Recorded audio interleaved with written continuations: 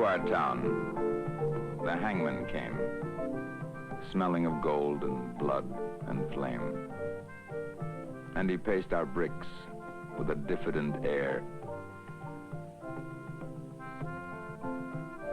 and built his frame on the courthouse square. The scaffold stood by the courthouse side, only as wide as the door was wide.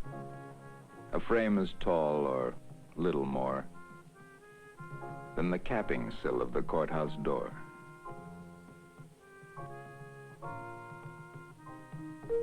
And we wondered, whenever we had the time, who the criminal, what the crime the hangman judged, with a yellow twist of knotted hemp in his busy fist. And innocent though we were, with dread we passed those eyes of buckshot lead.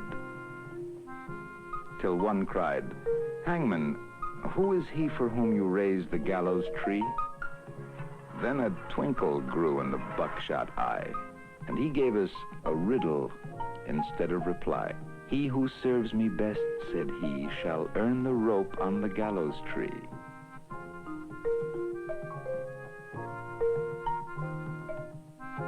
And he stepped down and laid his hand on a man who came from another land. And we breathed again, for another's grief at the hangman's hand was our relief. And the gallows frame on the courthouse lawn by tomorrow's sun would be struck and gone. So we gave him way.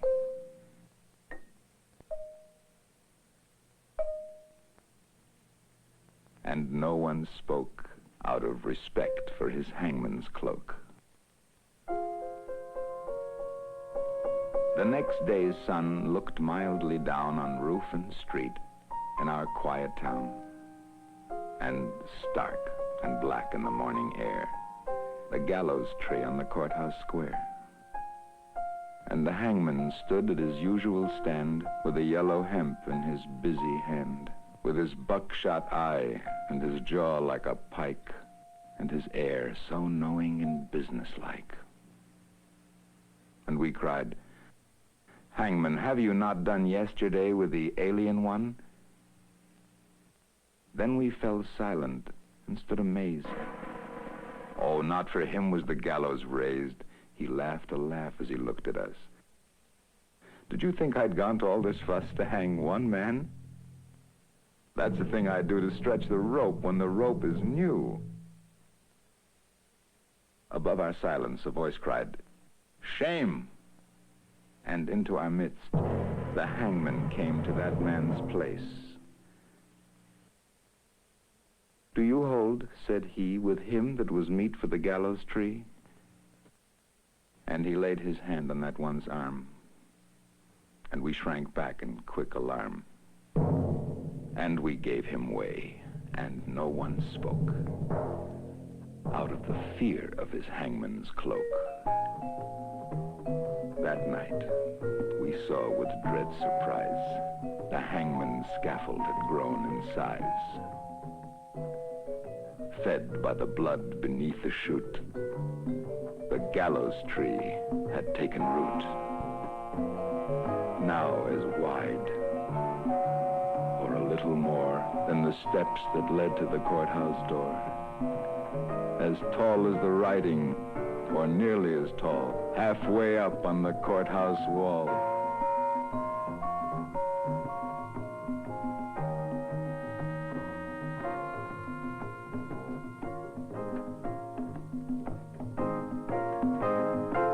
The third he took, we had all heard tell, was a usurer and infidel. "And what," said the hangman, "have you to do with the gallows bound?" And he a Jew. And we cried out, "Is this one he who has served you well and faithfully?" The hangman smiled. "It's a clever scheme to try the strength of the gallows beam." The fourth man's dark, accusing song had scratched our comfort hard and long.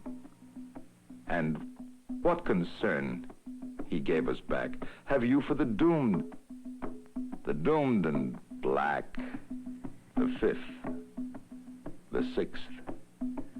And we cried again, Hangman, hangman, is this the man?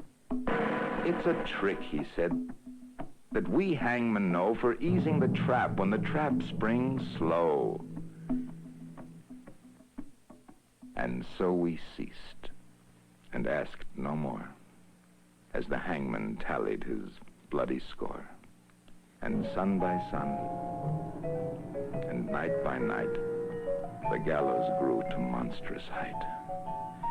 The wings of the scaffold opened wide, till they covered the square from side to side. And the monster crossbeam, looking down, cast its shadow across the town.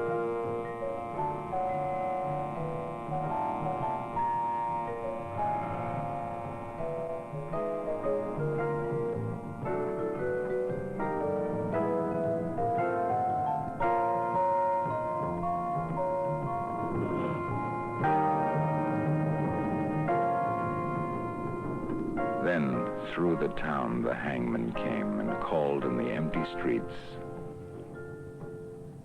my name.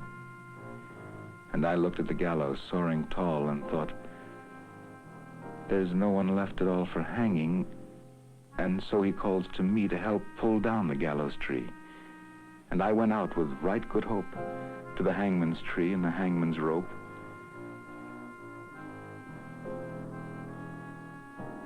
He smiled at me as I came down to the courthouse square, through the silent town, and supple and stretched in his busy hand was the yellow twist of the hempen strand, and he whistled his tune as he tried the trap, and it sprang down with a ready snap, and then, with a smile of awful command, and he laid his hand upon my hand.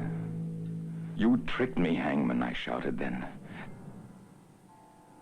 That your scaffold was built for other men, and I no henchman of yours, I cried. You lied to me, hangman. Foully lied. Then a twinkle grew in the buckshot eye. Lied to you? Tricked you, he said. Not I. For I answered straight. I told you true. The scaffold was raised for none but you. For who has served more faithfully than you? With your coward's hope, said he. And where are the others that might have stood side by your side in the common good? Dead, I answered, and amiably, murdered, the hangman corrected me. First the alien, then the Jew. I did no more than you let me do. Beneath the beam that blocked the sky, none had stood so alone as I. And the hangman strapped me, and no voice there cried, stay, for me in the empty square.